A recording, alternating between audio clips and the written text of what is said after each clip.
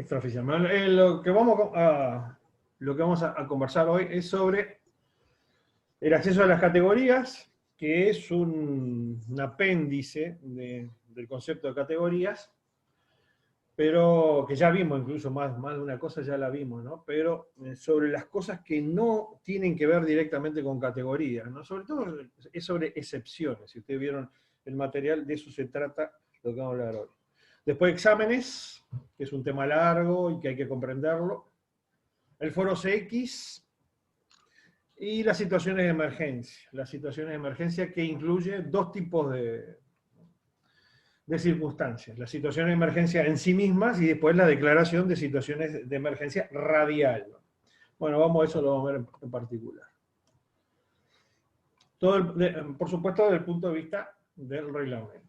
Empezamos. Dice, ¿cuáles son las excepciones que permiten ingresar a una categoría de servicio sin rendir parcial o totalmente el examen correspondiente? Porque ustedes saben que la reglamentación internacional y por tanto la reglamentación uruguaya establece que los criterios, que se necesitan unos criterios básicos para el ingreso al servicio de radioaficionados, ¿no? Básicamente, y para aquellos que operan en bandas de servicio de radioaficionados, lo dice la UIT en la recomendación UIT-R de regulación M1544, que dice, ahí se establecen el temario, los tópicos que los radioaficionados, las personas que quieren acceder, operar en banda de radioaficionados, deben ser evaluados en ese sentido. Y eso se hace, por supuesto, a nivel mundial, a través de exámenes. Pero, sin embargo, la reglamentación uruguaya tiene ahí un par de intersticios que hace de que alguien se pueda saltar los exámenes, al menos los exámenes regulares que se hace a través de la mesa de exámenes, ¿no? Que prevé la propia reglamentación. ¿Cuáles son? A ver si alguno se acuerda. ¿Cómo alguien puede saltearse alguna parte del examen o salteárselo totalmente? Y un poco respondiendo lo que vos estás preguntando, es un poco también el motivo de este tipo de curso, porque si uno tiene un curso previo con todo lo que tenga las tres partes de la recomendación de UIT, o si es un ingeniero o que en comunicaciones, o inclusive si es de las Fuerzas Armadas de Comunicaciones que estén en nivel alto, por lo menos así lo tengo entendido yo. Terciario. Esa gente no necesita dar examen, salvo la parte del reglamento, pero toda la parte técnica del 2 y el 3 no. A ver, son dos situaciones distintas. Se prevén tres situaciones que son ingenieros, licenciados y técnicos Ahí va. de disciplinas que tienen que ver con electrónica, básicamente electrónica y radiocomunicación, o radiocomunicaciones. Y después otra separación que es la de los integrantes de Fuerzas Armadas, ¿no? Egresados de niveles terciarios que también incluyan comunicación, radiocomunicación. En ese caso, lo que están exceptuados son las dos últimas partes, es decir, las dos partes del examen, pero tienen que dar reglamentación. Y el otro estadio, que es el 17.6, son aquellos que son egresados de cursos de radiocomunicaciones que incluyen todas las, como tú dijiste, toda la recomendación, que no son tres partes, no son tres partes. Se simplifican en tres partes, pero en realidad son mucho más que tres partes, creo que están en 6 o 7. En ese caso, estarían exceptuados de dar todos, de dar todo el examen. No es necesario que den el examen. Y esos cursos, aparte, tienen que estar, y eso es fundamental, tienen que estar habilitados, tienen que estar certificados, en realidad, por la URSEC. Sí, homologado.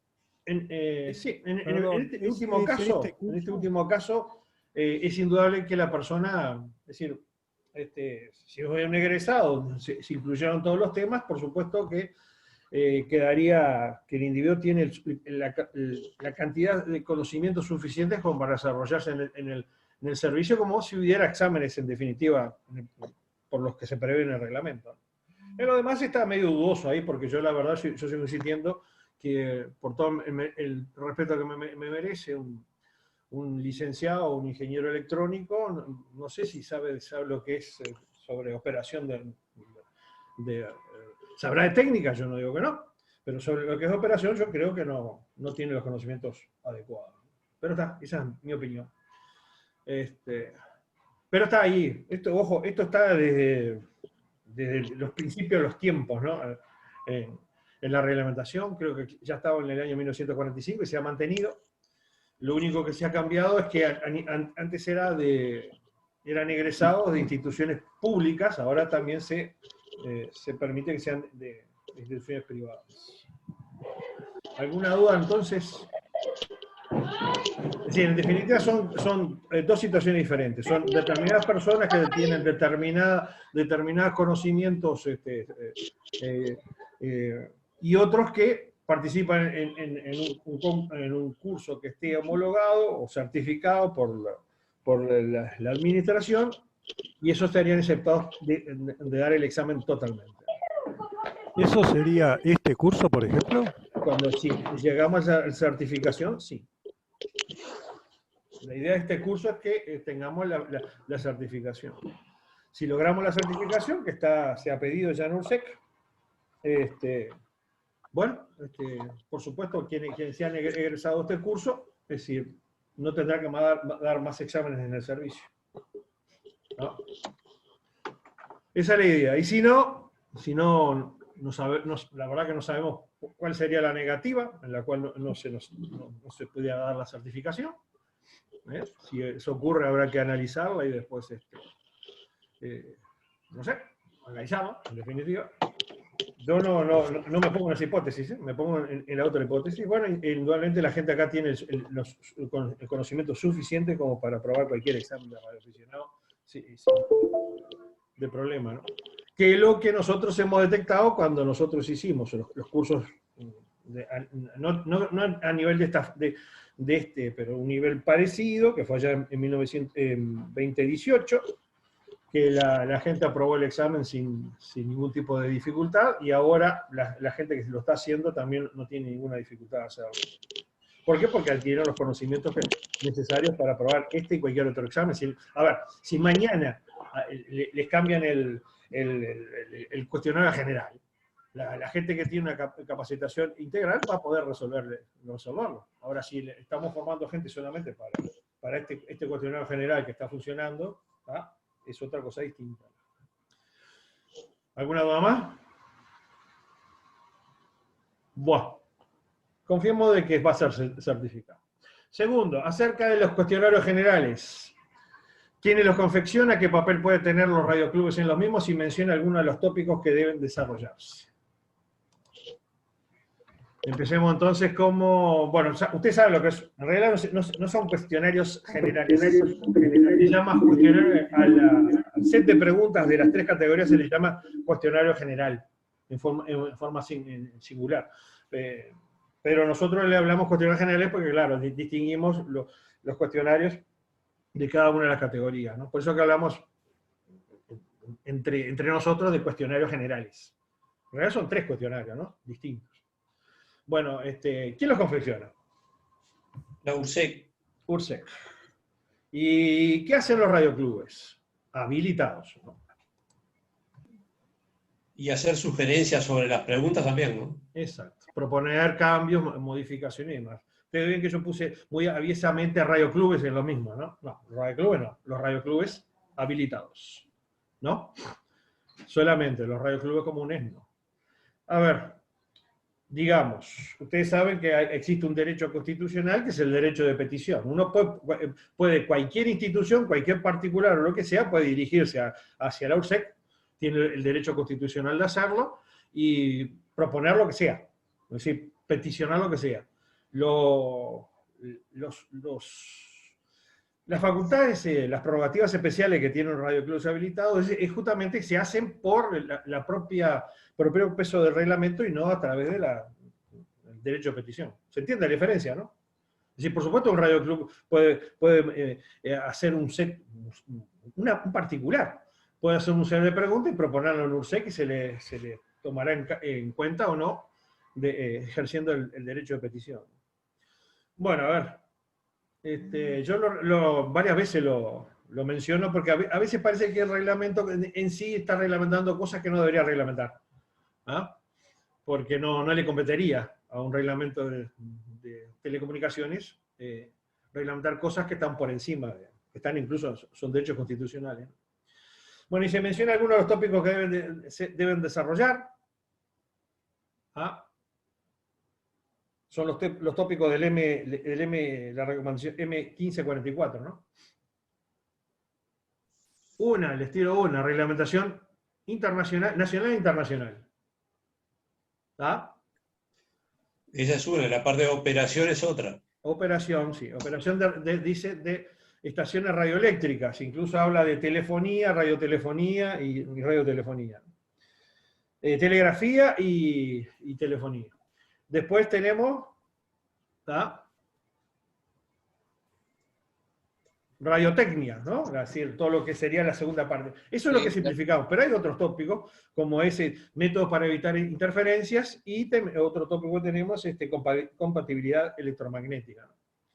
O sea, no son, esto es una simplificación, en realidad son más tópicos, lo que pasa es que se nuclearon en estas tres partes para dar un examen más o menos parejo, ¿no? Pero ustedes ven que las preguntas de los cuestionarios generales, en operación se incluyen preguntas que no tienen que ver necesariamente con operación, ¿no? Por ejemplo, esta compatibilidad electromagnética no tiene que ver con operación en sí mismo, ¿no?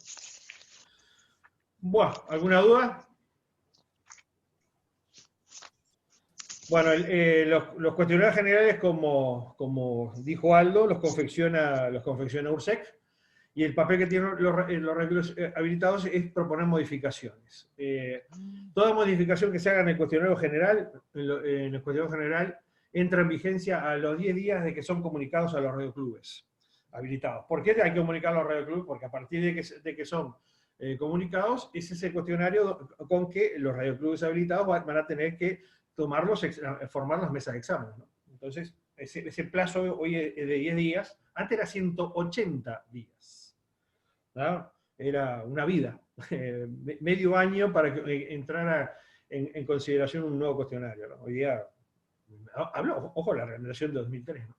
Pero como no se tocaron, los cuestionarios generales de 2003 tuvieron 13 años. Esa es alguna de las particularidades que tienen. Uno de los métodos que también se utiliza para la modificación de los cuestionarios generales, y el que está en vía ahora de ser utilizado, es el foro del servicio. Se dijo allá en abril del año pasado, cuando hubo la última reunión y la última convocación del foro del servicio, de que se iba a poner en el foro a consideración los cuestionarios generales. Radio Grupo Sur tiene una amplia cantidad de modificaciones propuestas, y en eso estamos, ¿no? Más que nada, teniendo en cuenta la experiencia que nosotros tenemos de dar exámenes, que ustedes saben, nosotros hemos tachado preguntas y demás, porque sabemos que tienen redacciones inconvenientes o equivocadas. Bueno, tercero, relate los conceptos que recuerda acerca de la organización de una mesa de examen mensual departamental. Alguien que me cuente, a ver si alguno se anima, ya que incluso más de uno participó. ¿Cómo es una mesa de examen? ¿Qué hacemos en una mesa de examen?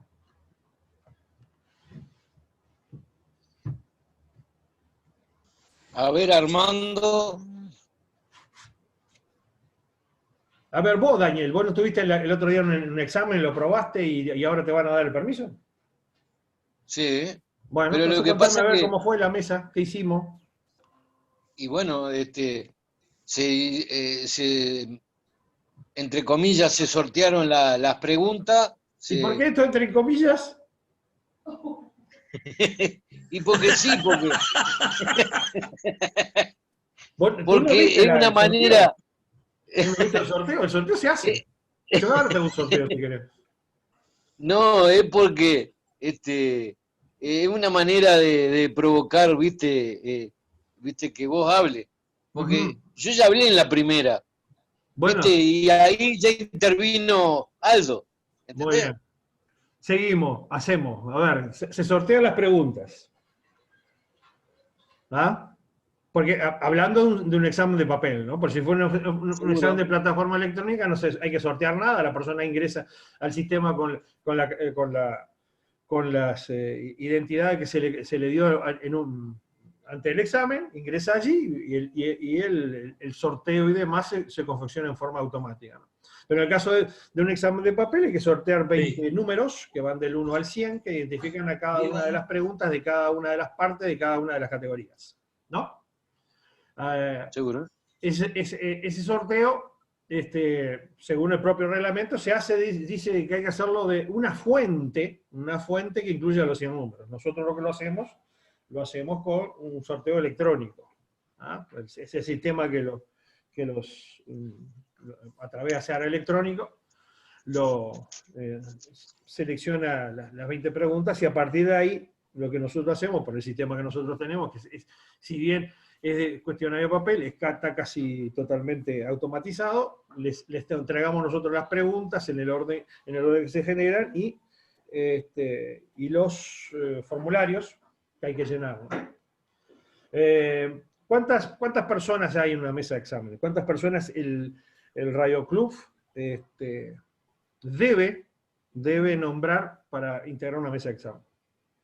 ¿Cuántos radioaficionados me refiero, ¿no? Con permiso de que... Dos o más, dos o tres, En no realidad menos de dos, son tres. Yo no sé por qué seguro. ahora hay un club que pone 4 y la URSEC le autoriza 4, no sé. Algún día quizá me expliquen por qué si dice 3 a uno le autorizan 4, ¿no? Y hay Seguro. hay un mínimo que son 2. Dos. El reglamento es preciso, son 3 personas que tienen que llenar el radio club, es decir, 3 radioaficionados, y a partir de ahí se puede sesionar con 2 de ellos. No son 4, ni 5, ni 8, no, son 3 y se puede hacer con 2. Después bueno, es decir, ¿cuánto tiempo se le da al aspirante para que confeccione el examen? A ver otro que tire y pegue. Siempre es mucho menos que eso, ¿no? Pues es un tiempo muy grande, ¿no? En alguna Se le da oportunidad. 2 horas de tiempo para responder a 60 preguntas que se conforman de 20, 20, 20, Muy de bien. acuerdo a cada uno de los temas. Y una cosa que en la integración de la mesa también hay representación de la UNCEC, y que es importante porque es el que puede anular el examen si hay Es total o algún hecho que parcialmente. contravenga la normativa. Claro, en alguna, la URSEC tiene la facultad de mandar veedores. No significa que una mesa, si no está el veedor, se pueda seguir adelante, ¿no? Lo que es cierto No, ahora que URSEC está siempre de hace cuestión de 2 años, 2 o 3 años, está siempre enviando veedores como corresponde. Los claro, veedores, no conforman la mesa, pero sí fiscalizan la realización del examen. sí, en realidad lo que fiscalizan es al Radio Club, ¿no? Al ¿No? Radio Club. Exactamente. Bueno, son 2 horas, es un tiempo que sobra, por supuesto, y los criterios es que hay que llenar todas las preguntas en ese tiempo. Si no se termina en ese tiempo, la persona tiene que traer la hoja y se le corrige el examen. Y pregunta no contestada significa pregunta equivocada.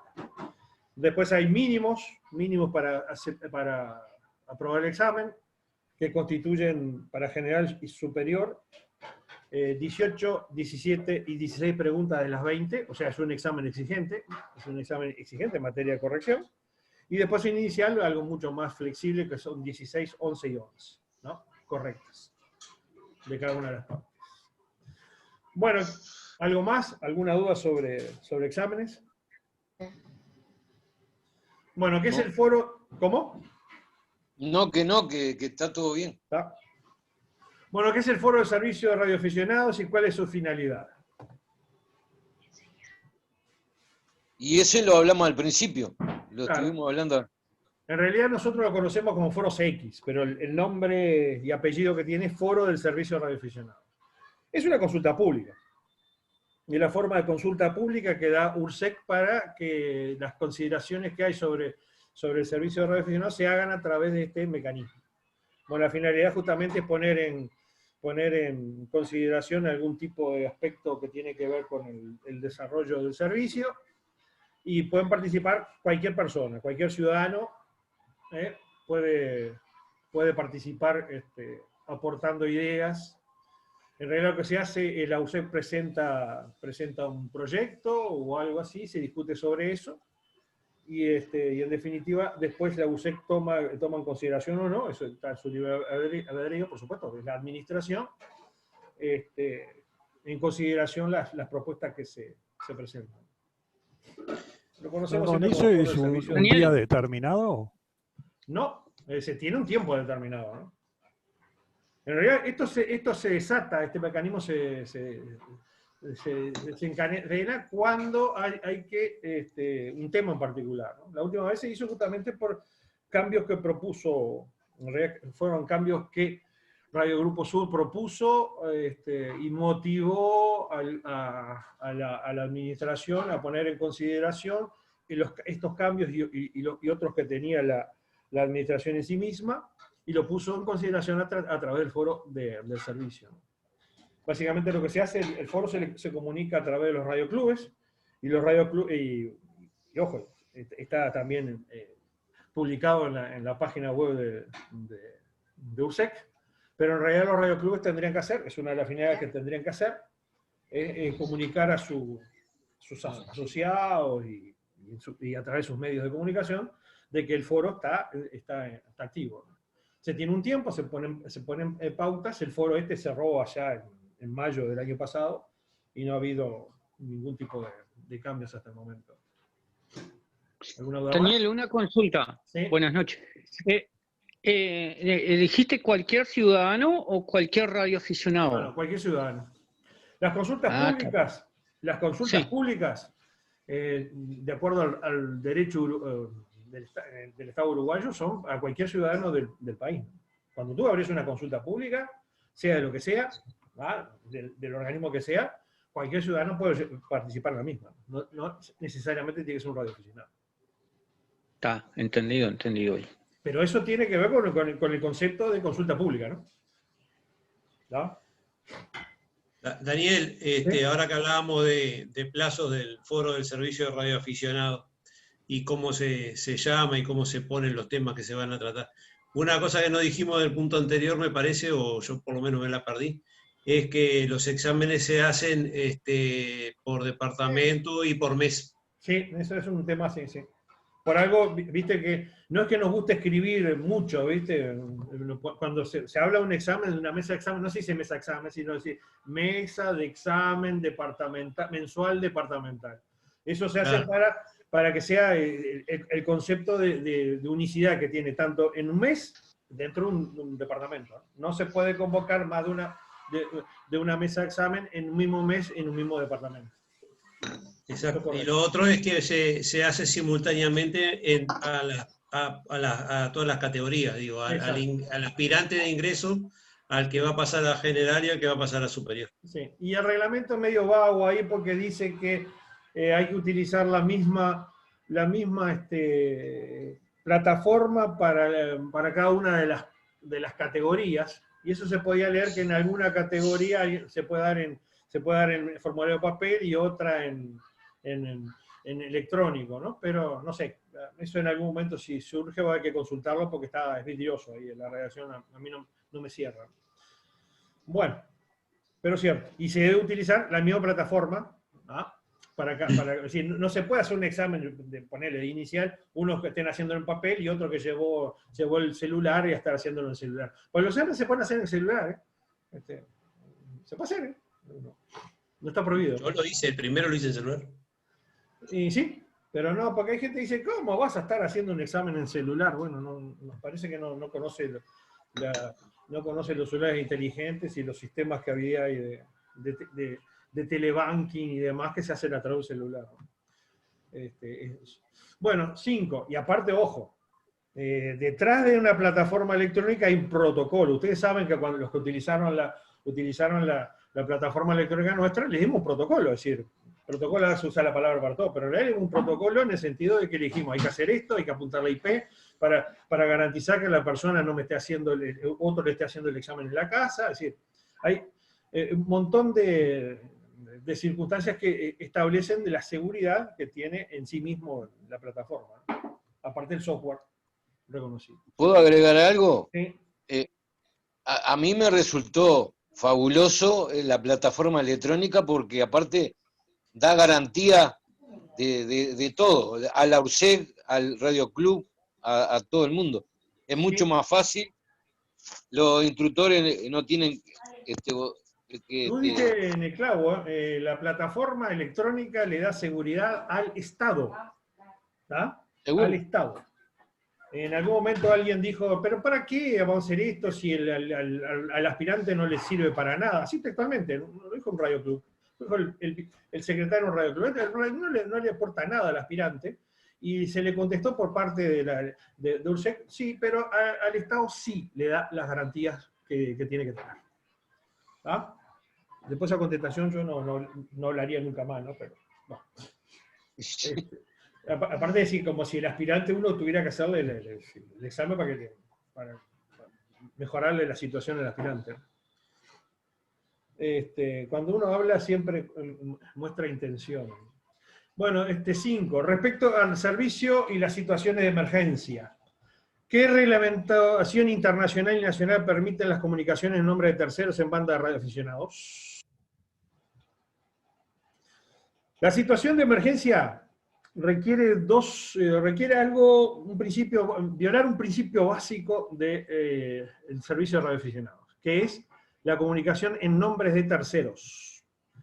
Por eso, tanto la reglamentación internacional como la nacional exceptúa determinados casos, como son las situaciones de emergencia, para la utilización de las bandas de radioaficionados en nombres de terceros, ¿no?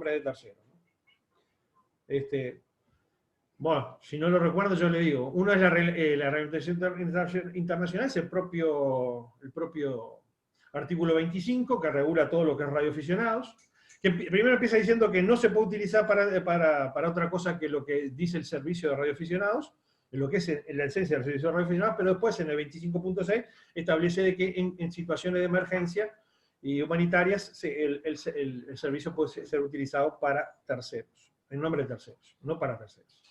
Ojo, no significa que alguien que no sea radioaficionado puede operar una estación de radioaficionados, ¿no? ¿Se entiende esto, no? Y bueno, y la reglamentación nacional está alrededor del capítulo, en el capítulo 2 están las excepciones del reglamento de radioaficionados. Bueno, que prescribe la reglamentación local respecto a radioaficionados que usen sus estaciones con motivo de situaciones de emergencia. ¿Lo recuerda? Sí, una de las cosas es que no tenga que atenerse a las bandas o frecuencias asignadas al servicio, sino que pueda hacerle cualquiera. El llamado puede hacerse en cualquier frecuencia que pueda ser escuchada, porque es una situación de emergencia, justamente. Bueno, sí, en definitiva lo que prescribe la reglamentación son aquellas excepciones en las cuales se puede hacer utilización de las bandas radioaficionadas en situaciones de emergencia, y establece dos circunstancias, una nacional y otra internacional. Lo que es la utilización de las excepciones que hay de uso de banda de servicio a nivel local, lo reglamenta la propia administración, ¿no? Lo que tiene que ver cuando las comunicaciones son a nivel internacional, o sea, significa que emanan de un país, de una administración, del territorio de una administración hacia otra, eso lo reglamenta, lo regula la reglamentación internacional. Y bueno, ¿y qué es una situación de emergencia radial?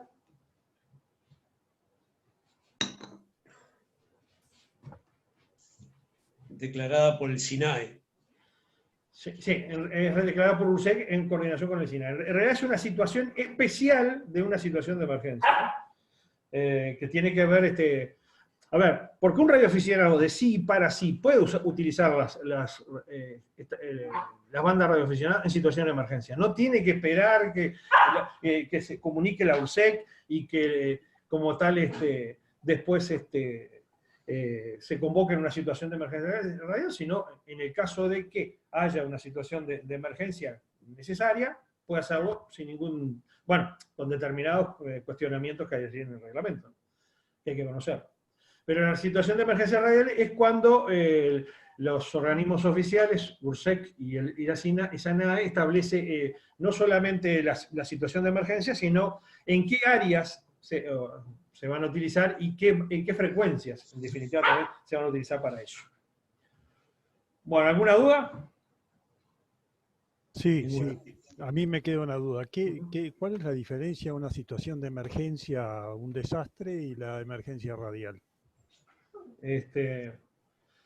La situación de emergencia radial es un determinado estado previsto por el reglamento que establece que en determinada región o área del país, porque naturalmente es a nivel del país, y en determinada frecuencia se puede utilizar ese segmento de los radioaficionados con motivos de la situación de emergencia que se está ocurriendo a nivel local. Una situación de emergencia, cualquier otra, que no sea una de emergencia radial, es, por ejemplo, un desastre. Pongamos un terremoto en un país. En un país, ¿no? Es decir, el propio reglamento lo establece, donde no hay comunicaciones fiables con ese país, el servicio radioaficionado se puede utilizar para suplir las carencias que tienen en ese sentido. Entonces, perfectamente alguien puede intentar comunicar comunicar con estaciones del país donde está el siniestro, y eso lo recoge la situación de emergencia. No tiene por qué ser una situación de emergencia local, puede ser una situación de emergencia internacional también. ¿Se entendió más o menos? Una es una formalidad legal, que es la situación de emergencia radial. Y otra es una circunstancia que amerite que el servicio sea utilizado dentro de los cánones que dice la reglamentación nacional e internacional, las bandas de aficionados, para suplir, entre otras cosas, la comunicación. ¿Puedo agregar algo? Sí. Que muchas veces no ha pasado acá, creo, que yo sepa, ¿no? Pero en otros países ha pasado de que han habido problemas de comunicación, ya sea porque hay como pasó hace poco con en la Patagonia, con una radio aficionado que tenía como 80 años, que quedó imposibilitada de comunicarse y bueno, y ella pudo al final comunicarse porque era radioaficionado, y los teléfonos y todo eso no le andaban. Y bueno, así pasa. En realidad es una situación local de la República Argentina que habrá que ver. Yo desconozco cuál es la reglamentación en la República Argentina para hacer ese tipo de comunicación. Seguro. No, pero digo, ella era radioaficionado, pero y ese tipo de cosas pasan de repente con un terremoto, yo qué sé, con huracanes, con lo que sea, y se caen las torres de comunicación de como pueden ser la de los celulares, la de televisión, de radio, lo que sea, y muchos radioaficionados tienen equipo de generador y todo, y pueden hacer el puente para salvar una vida Bueno, vamos a ver, ahora vamos a empezar con la presentación y vamos a ver si es tan así todo. No es tan así. No es tan así. No. Los radioaficionados no estamos para suplir la falta de comunicaciones de los medios normales. No. Vamos a ver que no es tan así. Bueno, espera un momentito.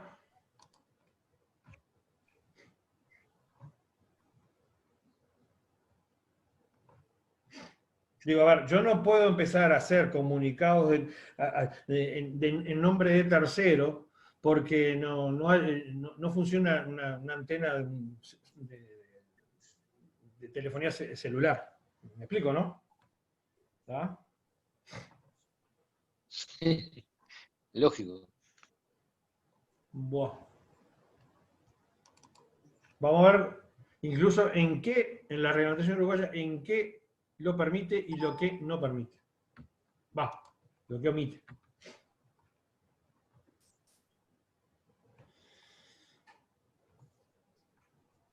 Es decir, una situación en la cual es decir, se convocó al servicio y fue grande el servicio, y lo digo porque incluso en el país donde ocurría no había casi radioaficionado. Fue en Nepal, ustedes recuerdan el terremoto que hubo hace unos años en Nepal, ¿no? Donde las comunicaciones el país quedó arrasado en materia de comunicaciones y los radioaficionados suplieron a través de, tanto concurriendo al país en situación de móvil, sino también en situación con otras estaciones de otras partes del mundo, se suplieron las comunicaciones hasta que fueron restablecidas. Cuando fueron restablecidas, el servicio deja de funcionar en situación de emergencia. El terremoto de México también. Sí, más en el tiempo, sí, allá eso fue en 1980 y pico, ¿no? Sí, no me acuerdo la fecha, pero sí. Sí, sí. Y en el Caribe, con los huracanes y demás, el sistema se desata muy habitualmente, ¿no? No sé si ven ahí la presentación. Está cargando. Ahora sí. Bueno. Ya está. Ahora vamos a ver sobre un tema de situación de emergencia.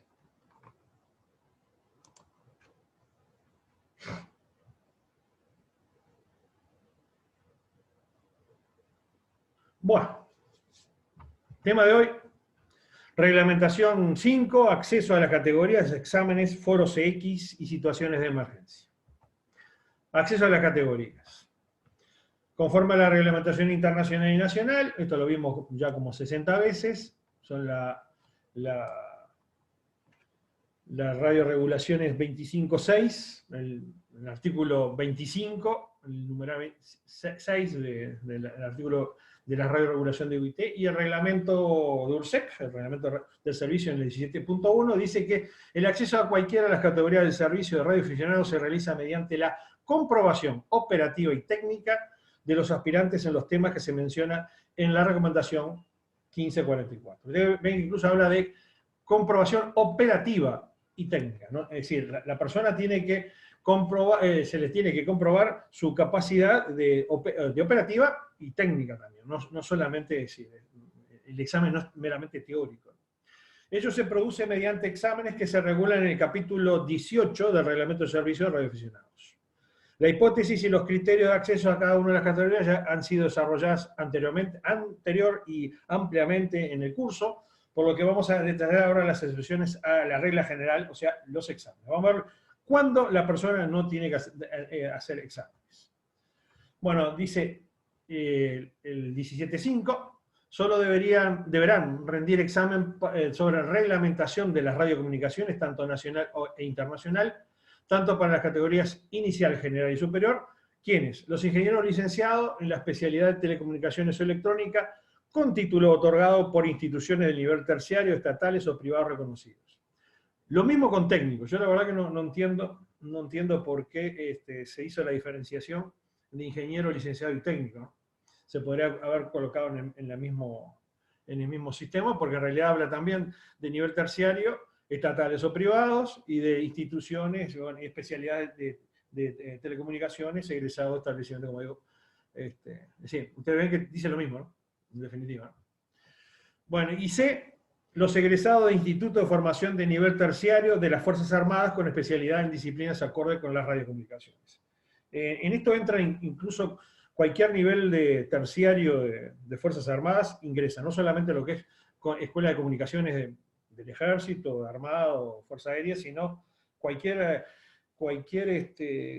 curso de oficialidad que haya de las Fuerzas Armadas incluye radiocomunicaciones, y entonces como tal, a nivel terciario me refiero, ¿no?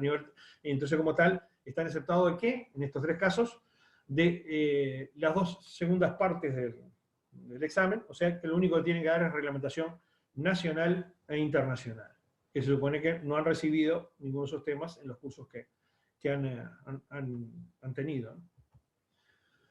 Y esta es la otra excepción que hay, en el 17.6, dice los egresados cursos de capacitación en radiocomunicaciones que en sus programas contemplen la enseñanza de la totalidad de los tópicos detallados en el numeral 17.1 y cuenten con certificación de URSEC, se encuentran eximidos de rendir exámenes de ingreso a las categorías inicial, general y superior. O sea, siempre que sea necesario que el aspirante vaya a un examen, tanto de ingreso o ascenso, teniendo este requerimiento, la persona queda exceptuada de dar el examen. Y bueno, como se menciona ahí, los tópicos son los del 17.1, se mencionan la recomendación M1544 textualmente, como fue bajada de URSEC, de UIT. ¿Alguna duda entonces sobre las excepciones? Bueno, exámenes. El reglamento de servicio establece que las instituciones habilitadas, solo las habilitadas, tienen la obligación de organizar cursos de instrucción de interesados y la facultad de designar radioaficionados e instructores, organizar mesa de examen y examinar y supervisar a los aspirantes. Una es una obligación y lo otro es una facultad. Asimismo, dispone el modo y tenor de los exámenes, determina los temarios y la forma en que se confeccionan las preguntas, lo que nosotros llamamos cuestionarios generales. El reglamento habla de cuestionarios generales, en forma, como dijimos al principio, en forma sin plural. Además, establece que, salvo especialísimas excepciones, los exámenes se tomarán exclusivamente mediante una plataforma electrónica. Hacer exámenes en papel es la excepción a la regla, ¿tá? Y incluso vamos a ver que dice cuáles son las excepciones a la regla. Bueno, los temas. Los exámenes giran en torno a tres temáticas generales exigidas internacionalmente para acceder al servicio de radioaficionados simplificadas, porque hay más temas, ¿no? Reglamentación, operación y técnica. Son las tres partes del examen y las tres partes del cuestionario general. Bueno, aquí lo dice. Los exámenes para acceder a las distintas categorías referirán a la evaluación de los conocimientos teóricos sobre los siguientes temas, los cuales están detallados en las versiones más recientes de la recomendación UIT-R M1544. Cuando ustedes ven UIT-R, se refiere al sector de UIT, porque tiene tres sectores. UIT-R quiere decir UIT reglamentación, regulación. Bueno, y ahí están todos los temas, ¿no? Que como ustedes ven son 2, 4, 6, 7, ¿no? Compatibilidad electromagnética, medios para evitar y eliminar interferencias radioeléctricas, métodos de radiocomunicación. Esto es lo que sería la tercera parte, ¿no? Lo que nosotros hablamos sobre técnica, simplificamos técnica, y habla de radiotelefonía, datos e imagen. Después, reglamentación de las radiocomunicaciones nacional e internacional, y en particular del servicio de radioaficionados. Ustedes ven que dice reglamentación de radiocomunicaciones, y en particular, o sea, que en realidad habría que tomar, los exámenes tendrían que tomar sobre reglamentación no excluyente del servicio de radioaficionados, como tiene los cuestionarios generales, ¿no? Habría que tomar conocimiento sobre temas un poco más genéricos, pero sí, en particular el servicio de radioaficionados. Procedimiento de operación, que vendría a ser la segunda parte, lo que llamamos operación. Seguridad de las emisiones radioeléctricas y teoría de los sistemas de radiocomunicaciones, transmisión a receptores, antenas, propagación y mediciones. Ustedes saben que el tema de propagación en el cuestionario, el cuestionario anterior no estaba. Sin embargo, específicamente la M1544 habla de propagación. Es un tema que los radioaficionados tienen que ser testeados ese conocimiento. Y después dice, no se deberá demostrar la habilidad para transmitir y recibir textos empleados de código Morse, empleando código Morse. Eso es una facultad que tienen las administraciones. Antes, hasta 2000, 2003, hasta 2003, no antes de 2003, hasta al principio de este siglo, la OIT sacó la obligación de que los radioaficionados tenían que demostrar conocimiento de recepción y transmisión de código Morse, que era obligatorio para cualquier radioaficionado que operase por debajo de los 30 MHz. O sea, para operar en onda corta, necesariamente los radioaficionados tenían que ser evaluados en recepción y transmisión de código Morse, cosa que en Uruguay no se hacía. Lo hacían para determinadas categorías, para otras no. Bueno, los cuestionarios. Dice, las preguntas que conforman el cuestionario general, que se utiliza en las mesas de exámenes actualmente, es la que está en vigente, es esa resolución de allí, de URSEC del 30 de junio de 2018, son del tipo de múltiple opción. Ustedes recuerdan, los que dieron el examen ya en 2018, fue un vía crucis hasta que apareció el cuestionario general. Costó que el cuestionario general, y había gente interesada, y nosotros ya habíamos incluso alargado los cursos y eso, hasta que allá en junio entró en vigencia el cuestionario general, que es el que se utiliza, básicamente, es el que se utiliza actualmente. Dice, cada una de las preguntas cuenta con 4 opciones, de las cuales únicamente una resulta correcta. Es importante esto, que cuando ustedes vayan, nosotros por supuesto, si lo bajan del sitio nuestro no hay problema, pero hay gente que baja cuestionarios de ahí, de que quedaron en algún momento, que eran pruebas y demás. Hay que ver siempre de que sea esta resolución, ¿no? Si yo veo que empiece con el encabezado esta resolución, porque si no estoy bajando, como ha pasado más de una vez, un cuestionario que, no sé, fue una prueba y demás. Eso está como todo queda en internet, ¿no? Bueno, el reglamento dice 6.3, todo radioclub habilitado gozará las siguientes prerrogativas: proponer actualización del cuestionario general de preguntas de exámenes, dice proponer.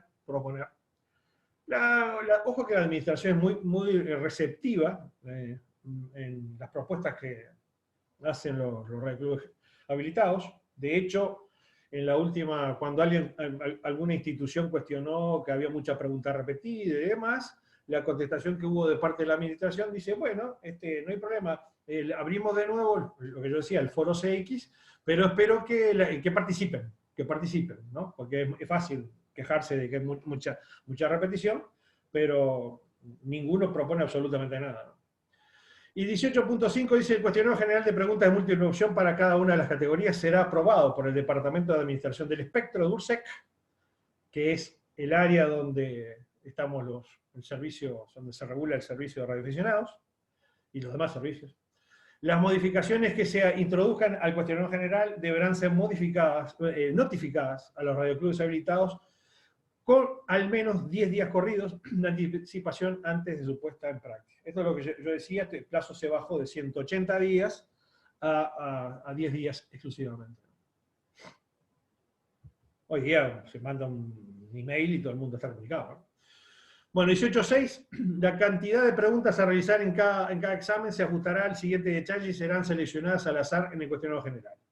Y dice, 1, reglamentación de radiocomunicaciones, y ahí vemos que se juntaron algunos de los tópicos para hacer una simplificación y que no hubiera 7 partes distintas de examen, ¿no? Sino solamente 3. La segunda, se colocó los métodos de radiocomunicación, los métodos para evitar y eliminar interferencias radioeléctricas y seguridad de las emisiones radioeléctricas. En un método de radiocomunicación ahí se incluye esto es lo que nosotros llamamos operación, una simplificación, ¿no? Pero tiene más temas que meramente lo que es operación. Y después en el 3 está la compatibilidad electromagnética y teoría de los sistemas de comunicaciones. Eso es lo que nosotros llamamos técnica. Las mesas de exámenes.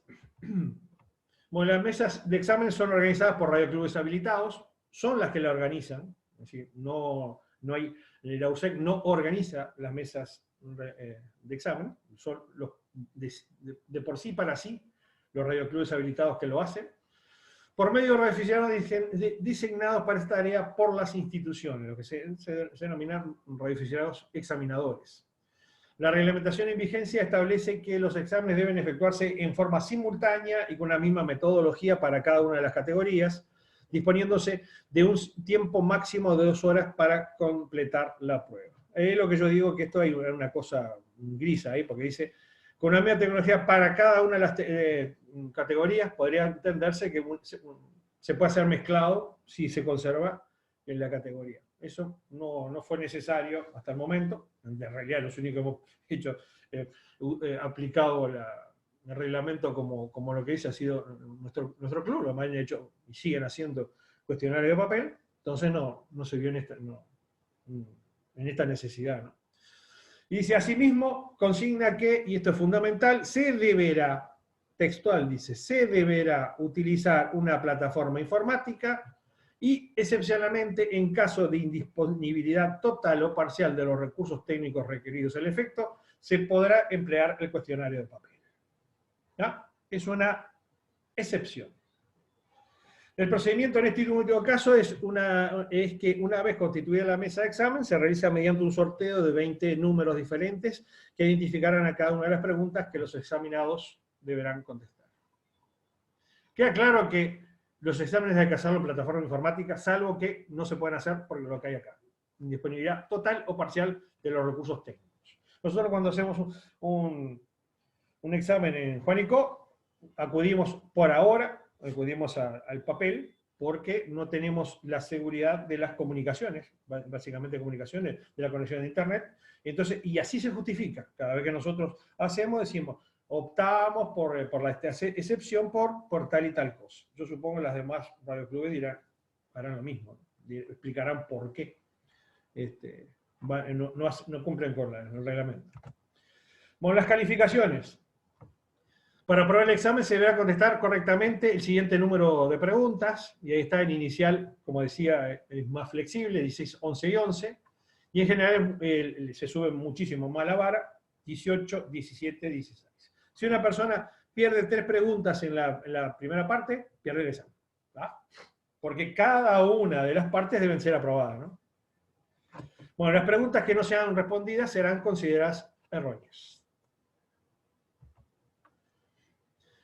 Generalidades de los exámenes. Solo es posible organizar mensualmente a nivel departamental una sola instancia de mesa examinadora, las que deberán ser integradas por menos por 2 de los radioaficionados designados. Dice, los exámenes serán realizados por radioclubes habilitados y no podrán convocarse más de un examen mensual en un mismo departamento. Las mesas examinadoras podrán funcionar en cualquier local adecuado, en cualquier local, dice, adecuado a tal fin, no tiene por qué ser la sede del club en particular, a tales fines, y podrá constituirse cuando se hallaran presentes por lo menos 2 de sus miembros. Otra generalidad dice que los aspirantes no videntes o con imposibilidad para escribir o utilizar la plataforma informática pueden rendir el examen presencialmente, siempre presencialmente, en forma oral, y quienes durante la realización del examen incurran en conductas o utilicen métodos desleales, o sea, copien, pueden ser expulsados del local no aprobando el examen, no pudiendo incluso inscribirse nuevamente hasta transcurrir un año. Ojo que la consideración en inscribirse en ningún tipo de examen, en ningún tipo de mesa, si se cambia de radioclub, de departamento, no, es decir, le van a tomar el examen, pero cuando se sepa que esa persona fue expulsada de una mesa, el examen lo tiene perdido. Bueno, están las consideraciones que hay allí, ¿no? No, realmente. Bueno, usted podrá designar personas a que concurran a verificar el cumplimiento de las normas de organización y funcionamiento de cualquier mesa mensual. Usted ve que dice normas de organización y funcionamiento de cualquier mesa examinadora mensual. Estamos hablando de que va a controlar, es decir, a verificar el cumplimiento que hace la institución que está llevando el examen, la cual le deberá otorgar las máximas facilidades para el cumplimiento de su labor. Dice, ante la comprobación de actuación incorrecta de la mesa examinadora, es que puede ser en ese momento o después, intencional o no, o sea, puede ser en forma no intencional. Si se cometió algún error de forma inintencional, cae igual la generalidad de acá de la norma, y dice, la USEC podrá imponer las sanciones previstas en el capítulo siguiente, que es este es el capítulo 18, el 19 están las sanciones, tanto a sus integrantes como al radioclub habilitado organizador del examen mensual, y también podrá dejar sin efecto o modificar en forma total o parcial las resultancias de las actuaciones. El foro. Vamos a hablar del foro de servicio. Como dije, el nombre correcto es el foro del servicio de radioaficionado. Nosotros, como vamos a ver acá, lo simplificamos como foros X. Efectivamente, lo conocemos abreviadamente como foros X, es el sistema de consulta pública que URSEC ha dispuesto y regulado, pues está regulado en el reglamento, particularmente para el servicio antes nombrado. ¿Ah? Ojo que cada servicio tiene su foro, es decir, en realidad, la mayoría de los, por ejemplo, el servicio de banda de ciudadana tiene su foro también, ¿no? Y fue el último que se convocó. Se convocó y la respuesta fue desierta. ¿No? Nadie presentó absolutamente nada cuando se modificó el reglamento del servicio de banda ciudadana. Nadie aportó absolutamente nada. Bueno, se define como un ámbito en el cual sea posible interactuar, intercambiar puntos de vista y debatir sobre los diversos aspectos del servicio de radioaficionados con el ánimo de proponer acciones a adoptar por los diversos actores de la temática. Es lo que dice allí, en el numeral 21.1. Y acá está, esta lo dejamos después que lo lean ustedes, esta es la forma en la cual el foro funciona, ¿no? Es decir, los trabajos se llevan a cabo a través de diversos medios electrónicos de comunicación, los temas en consideración serán propuestos por la URSEC o los radioclubes habilitados. Fue lo que ocurrió en esta última oportunidad que yo le dije sobre algunas modificaciones. Fue una propuesta que hizo el Radio Grupo Sur y URSEC.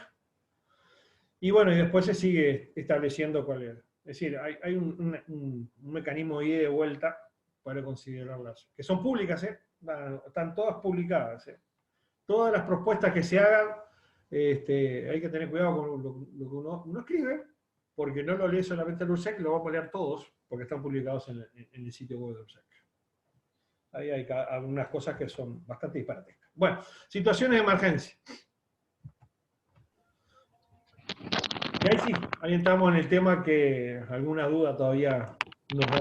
Incluso a mí. Dice, tanto la reglamentación internacional como la nacional establecen que los radioaficionados solo pueden utilizar sus estaciones para realizar comunicaciones personales y únicamente en casos excepcionales en nombre de terceros. O sea, la regla general es que los radioaficionados utilizamos nuestras estaciones para lo que dice acá, lo que la UIT establece acá. Dice, las transmisiones entre estaciones de aficionados de países distintos se limitarán a las comunicaciones relativas al objeto del servicio de aficionados, como se define en el número 156, y las observaciones de carácter puramente personal. El 156 es cuando se establece, se define el servicio de aficionado.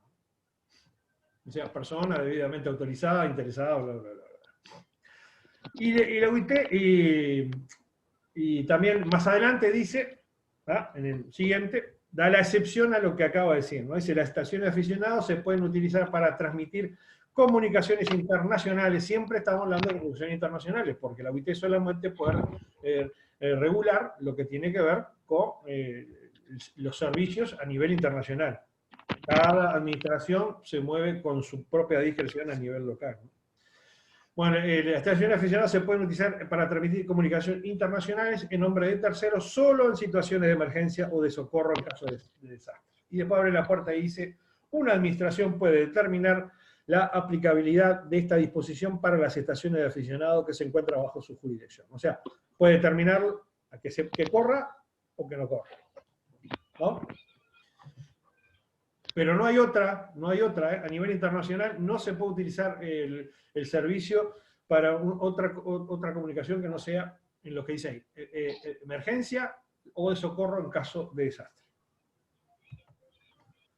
Bueno, en ambos casos, tanto el artículo 25 IT como el numeral 2.5 del reglamento del servicio consideran como situaciones excepcionales a los casos de emergencia y de socorro de desastre. Además, el referido numeral, el reglamento uruguayo, lo permite en circunstancias de comunicaciones de carácter internacional en situaciones estrictamente humanitarias destinadas a establecer comunicaciones con personas ubicadas en lugares donde las redes de telecomunicaciones públicas no tengan las condiciones de servicio o disponibilidad adecuada.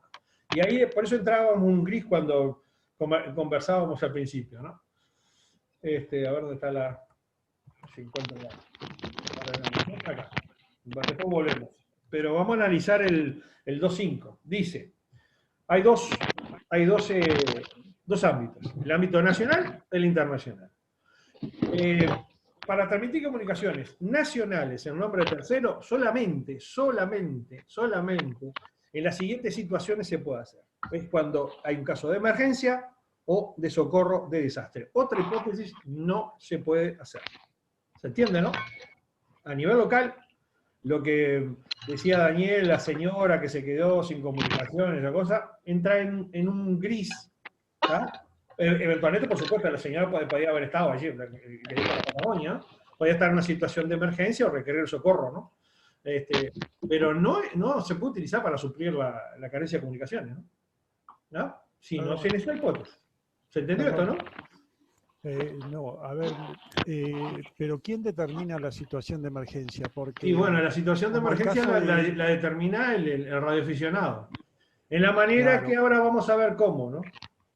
Radioaficionado sí para sí. ¿Ah?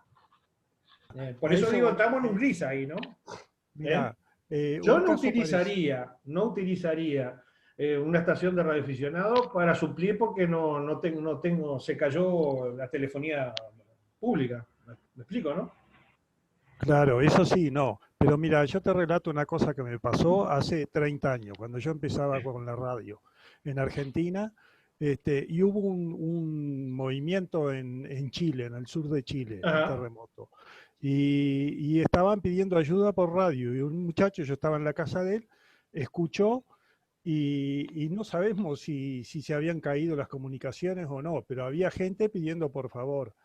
Y una comunicación, un puente, atendiendo a estos que estaban pidiendo. Sé que él llamó a Santiago, no sé, un número ahí, y hicieron un puente. Ahí no se consultó nada si habían caído las comunicaciones o no, pero igual se atendió eso, ¿no? Es más, fíjate lo que dice, vamos a ver en el caso de la reglamentación uruguaya, no conozco la reglamentación argentina, ¿no? Pero mirá lo que dice la reglamentación uruguaya, ¿no? Y eso está habilitado por la reglamentación. Lo que me acabas de decir está habilitado, ¿no? Porque dice los comunicados internacionales, porque era de Argentina a Chile. Nos ponemos en Uruguay. Esa situación se requiere, en Chile ocurre una catástrofe y se requiere que los radioaficionados uruguayos operen. ¿Pueden hacerlo? Por supuesto. Fíjate lo que dice. En caso de emergencia, ¿tá? Lo mismo, en caso de socorro desastre, y hay una gran excepción que dice, en situaciones estrictamente humanitarias destinadas a establecer comunicación con personas ubicadas en lugares en donde las redes de telecomunicaciones públicas no tengan las condiciones de servicio y disponibilidad adecuadas. ¿No? En el caso que tú relatas, el reglamento uruguayo específicamente establece que se pueden establecer comunicaciones internacionales, ¿no? Con el motivo que tú relatás. ¿Ah? Perfecto, perfecto. Lo que a mí me queda un gris es con el tema de las comunicaciones locales. Ahora vamos a ver, incluso hay otra circunstancia. Vamos a ver. Yo me quedo por acá. Dice, desde el punto de vista reglamentario se deben distinguir dos casos si los dos extremos del radioenlace, esto lo dice la OIT, si los dos extremos del radioenlace se encuentran dentro de un solo país, el tráfico de terceros estará sujeto a la reglamentación nacional, como es lógico. Si el mensaje es originado por un radioaficionado en un país, pero está destinado a un tercero que se encuentra en otro país, tendrá que respetarse además las disposiciones del reglamento de radiocomunicaciones de UIT relativas al tráfico internacional de terceras personas, que es lo que acabamos de leer, ¿no? El 25.6. Dice, el reglamento estipula que ese tráfico está autorizado únicamente si existe un acuerdo bilateral entre las administraciones nacionales interesadas o en caso de operación de emergencia y de capacitación del ente. Algunas administraciones podrán tolerar el tráfico de terceros o concertar acuerdos temporales si este tipo de tráfico presenta un interés público. Por ejemplo, cuando otros canales de comunicación han sido interrumpidos. La reglamentación uruguaya, a través de lo que vimos de esa excepción, permite Es decir, permite que las comunicaciones en esas situaciones humanitarias y demás, se puedan utilizar para la comunicación con terceros, ¿no? Dice, además, los operadores deberán tener presente que, y acá operador nos estamos refiriendo a radioaficionado, ¿no? Según una norma general de las radiocomunicaciones, no se aplicarán temporalmente los reglamentos administrativos cuando esté en juego la seguridad de la vida humana y los bienes. La Conferencia Mundial de Radiocomunicaciones de 2003 modificó el artículo 25, que vimos, del reglamento, que regula el servicio de radioaficionados con el fin de autorizar el tráfico terceros en las operaciones de emergencia y las actividades de capacitación correspondientes. O sea, que específicamente la reglamentación fue modificada en 2003 para dar la posibilidad de que esto ocurra, ¿no? ¿Se entiende, no? Correcto. Bueno, acá vimos el tema uruguayo, y como te decía, en el caso de comunicación internacional, la reglamentación está abierta a situaciones en las cuales, a nivel internacional, requieran, bueno, cuando haya lugares con... a ver, el reglamento no estaba aplicado en México, el terremoto de México allá en 1908, que fue en 1982, no, fue en 86 para allí. 86 fue. En 86. Bueno, los radioaficionados, es decir, lo primero, creo que en todo el mundo, es decir, en América sobre todo, en esta parte de América, había familiares de uruguayos, en el caso de uruguayos, en México, y se utilizaron, los radioaficionados utilizaron para contactar ese tipo de personas que estaban perdidas, ¿no? Eso hoy día sería totalmente posible, porque realmente lo permite para sí, ¿no? Correcto. Bueno, dice. Por otra parte, el capítulo 12 del reglamento regula las excepcionalidades de operación en banda radioaficionada en situación de emergencia, todo el capítulo, estableciendo las condiciones, porque hasta ahí hoy vimos lo que era comunicación en nombre de terceros, ¿no? Estableciendo las condiciones en que un radioaficionado puede cursar tráfico en banda de servicio. Esto más o menos contesta tu pregunta, ¿no? Atinentes a dichas situaciones y asimismo la especial declaración de situación de emergencia. Entonces hay dos casos, ¿no? Hay dos casos. Uno cuando se requiere que un radioaficionado, habla de requerimiento, que requiera cursar tráfico en bandas de servicio en situaciones de emergencia, y después lo que es la declaración formal de situación de emergencia. Lo que pasa es que como utiliza la misma palabra, esto puede resultar confuso, pero son dos circunstancias distintas, ¿se entiende, no? Bueno, en el primer caso se determina que, estamos hablando ahí de cuándo se requiere que un radioaficionado deba o pueda cursar tráfico en situación de emergencia. Dice, en situaciones, cuando ocurre en situaciones de emergencia que requieran la colaboración de radioaficionados, estos podrán cursar tráfico en frecuencias atribuidas al servicio atinentes a dichas situaciones. Y dos, no obstante ello, y esta es la gran salvedad, todo radioaficionado que tenga conocimiento de una emergencia deberá comunicarla a la autoridad competente por el medio más rápido que esté a su alcance, evitando crear situaciones de ansiedad expectativa no debidamente justificadas. O sea que lo primero que tiene que hacer un radioaficionado es comunicarse con las autoridades, y lo puede hacer por supuesto, con las autoridades competentes para establecer de que, es decir, está en conocimiento de una emergencia, la tiene que cursar a través de los servicios de emergencia que existan, ¿no? Eso no quiere decir que incluso pueda estar en uso de la capacidad que tiene de servir en bandas de radioaficionado, ¿no? Pero eso hay que hacerlo, siempre. Incluso en algún momento las autoridades le pedirán que participen en la actuación, en la situación o no, o lo que sea. Bueno, ahí está lo que se establece, básicamente lo que acabo de leer, ¿no? Y después, ahora sí, estamos en lo que se llama la declaración de situación de emergencia radial, o sea que es una declaración formal, que se estatuye que previa coordinación del Sistema Nacional de Emergencias, o sea, el SINAE de Presidencia de la República, URSEC puede declarar una de tales situaciones, determinando para ello la zona afectada y qué frecuencias van a ser utilizadas por los radioaficionados que participen en ese tipo de comunicaciones. Bueno, ojo, la zona afectada puede ser todo el país, ¿no? Pero en realidad lo que va a tratar la declaración de situación de emergencia radial es que se limite a la zona donde sea requerida la misma, ¿no? El reglamento dice, en circunstancias especiales, y recalco, situaciones en circunstancias especiales, la URSEC, en previa coordinación con el Sistema Nacional de Emergencia de Presidencia de la República, esto yo lo dije alguna vez, es un resorte que URSEC introdujo en este último reglamento, es decir, se sacó la facultad de hacerlo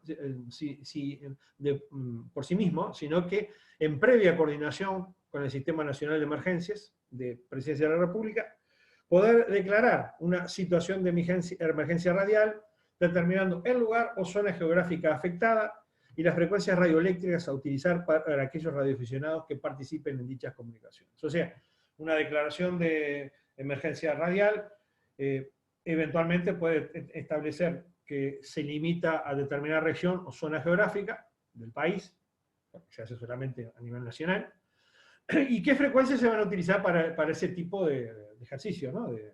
de trabajos de comunicaciones, ¿no?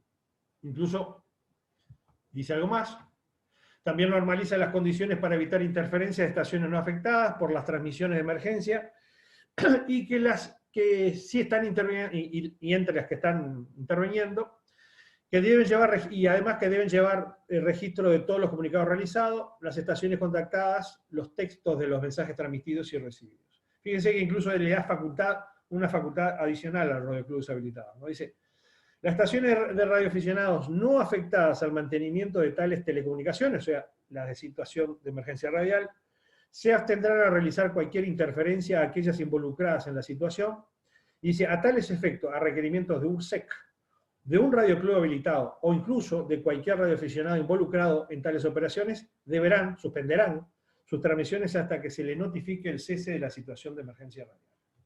O sea que basta que, no solamente URSEC, o un radioclub habilitado, o las propias personas que están trabajando en la situación de emergencia, le notifiquen de la situación de interferencia, y la estación como tal, a partir de ahí, tiene que cesar sus transmisiones, ¿no? A ver, te hago una pregunta, Uh-huh. a ver si entendí bien. La emergencia radial tiene la diferencia con una catástrofe, que no tiene la urgencia de la catástrofe, por eso lleva frecuencias atribuidas que se pueden planificar con tiempo. Capaz que tiene más urgencia que una catástrofe normal. A ver, pongamos, acá la última vez donde el servicio radioaficionado fue, no, por supuesto, estamos hablando de otra radiometrización distinta, antigua y todo lo demás. Lo que recordamos siempre de los radioaficionados fue las inundaciones de 1959. Tú sos argentino, ¿no? No, yo soy uruguayo, viví unos cuantos años en Argentina y empecé en radio. Si tú estuviste un tiempo, también hubo en el litoral argentino las inundaciones del año 59 fueron importantes, ¿no? Acá significó que en este país grandes zonas quedaron totalmente bajo el agua, y bueno, significó también que, por ejemplo, la localidad de Paso de los Toros tuvo que ser evacuada, es decir, hubo que volar un terraplén de la represa de Rincón del Bonete, hoy se llama Gabriel Terra. Fue una situación muy importante, y fue capital la utilización del servicio de radioaficionados en esa situación. Si hoy existiese una catástrofe de esa naturaleza, por supuesto que se iba a convocar la situación de emergencia radial. ¿Se entiende, no? O sea, ¿cómo obraría? La URSEC sacaría una comunicación diciendo que se declara la situación de emergencia radial, se limitan determinados rangos de frecuencia o todas las bandas para cursar ese tipo de tráfico necesario, y lo demás calladito la boca en esa circunstancia, ¿no? ¿Se entiende, no? Es una situación mucho más grave o más intensa que una mera situación puntual, ¿no? ¿Se entiende, no? Sí, sí, pero eso lo declara la URSEC, pero un radioaficionado que escucha una situación de emergencia no puede ni declarar No, los emergencia aficionados por radial sí ni para sí nada, no. ¿no? Puede pedir si, vuelvo al caso que yo te contaba, cuando eso estábamos en una rueda, yo todavía no operaba, era otro muchacho, pidió que todo el mundo se mantuviera en silencio porque él estaba captando a este hombre de Chile. Claro. Él pidió que se abstuvieran todos y bueno, y ahí se hizo la comunicación pertinente, ¿no? Sí, sí. Ojo que también, vamos a ser sinceros, estos son marcos, tú sabes por qué estos marcos están ahí, para que la gente no se exceda, ¿no? Porque yo lo digo más de una vez, el servicio de radioaficionado se autorregula.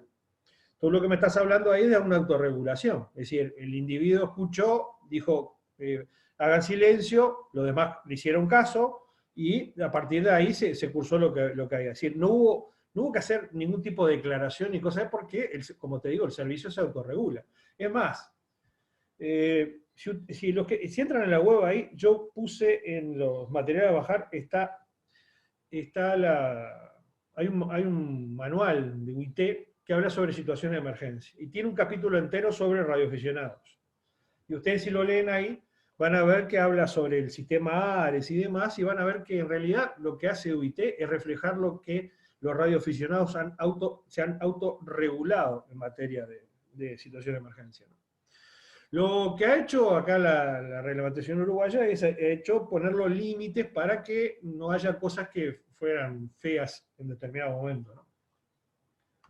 ¿Se entiende, no? Sí, perfecto, entendí. Es decir, Sí, sí, sí. fue necesario allí lo que tú decías, no sé, INACOM interviniese, ¿cómo es INACOME, ¿no? El organismo argentino de telecomunicaciones, creo que sí. Bueno, Sí, que la administración interviniera y dijera no hagan tal cosa, no, ustedes se autorregularon, todo funcionó bien, nadie infringió absolutamente nada de reglamento, porque debe estar previsto, me comprometo a leerlo y comentarlo, el reglamento argentino, que es nuevo, es del 2018. Y bueno, y en definitiva, todo anduvo bien, ¿no? No hubo que hacer absolutamente nada. ¿Ah? De repente lo que hubiera sido, y que podía haber ocurrido, que alguno interfiriera o se pusiera tonto en una banda, entonces en algunas circunstancias, bueno, habría que aplicar el reglamento. Pero en realidad los reglamentos de radioaficionado son necesarios en un marco muy chiquito, porque la mayoría de las cosas nos autorregulamos, ¿no? ¿Ah? A nadie nos tiene que explicar cómo se pasa un cambio, ni cuántas veces, cuándo hay que comunicar, cuándo hay que pasar el distintivo llamada, esas cosas, porque eso lo sabemos, lo aprendemos nosotros operativamente y lo hacemos, ¿no? Y si alguno lo hace, a alguno le va a llamar la atención o directamente no va a comunicar con nadie, ¿no? Porque nosotros, la verdad que el recurso básico que tenemos como servicio es que somos autorregulados. En general no necesitamos más que un marco pequeño de regulación. Además, las cosas las hacemos nosotros porque nos parece que es una práctica común y efectiva, ¿no? ¿Se entiende, no? Se entiende. Quiero hacer un aporte, no sé si es correcto, pero no sé, uno no puede basarse plenamente en los grupos de WhatsApp, pero a veces salen algunos comunicados que advierten a abstenerse a comunicar en ciertas frecuencias porque cierto país está teniendo dificultad y usando esa frecuencia. Lo he visto, digo, a veces no es de alta confiabilidad, pero uno al ver una información de esa se debe abstener de operar en esa frecuencia de radioafición. A ver, hay frecuencias que se utilizan para situaciones de emergencia, ¿no? Hay frecuencias a nivel internacional, ¿no? Que se reservan para eso. Y en el caso que sean utilizadas, bueno, se empiezan utilizar, valga la redundancia, y en definitiva, si hay alguno que no está haciendo, le van a llamar la atención, y eso sí, eso se hace. Y hoy día estamos comunicados para saberlo, que eso ocurre, ¿no? Por eso yo me limito de nuevo a Nepal, el caso de Nepal, que justamente se activó a nivel mundial. Porque las situaciones de emergencia en el Caribe, que son bastante frecuentes por los huracanes, básicamente, o en Chile por los terremotos, no requieren una respuesta global. En Nepal, por eso hablo de Nepal, ¿no? Fue cuando a nivel global se utilizó el servicio de radioaficionados para acudir a suplir la falta de comunicaciones que había en la emergencia, ¿no? Y en aquel momento se publicaban determinadas frecuencias y eran sagradas, y si alguno salía, le iban a decir que se retirase, ¿no? Bueno, seguimos. Bueno, las estaciones de radioaficionados que operan en una situación de emergencia radial deberán llevar un registro de todos los comunicados realizados, las estaciones contactadas y los textos de los mensajes transmitidos y recibidos. Y esto es lo último que teníamos por ahora. Nos quedamos por acá.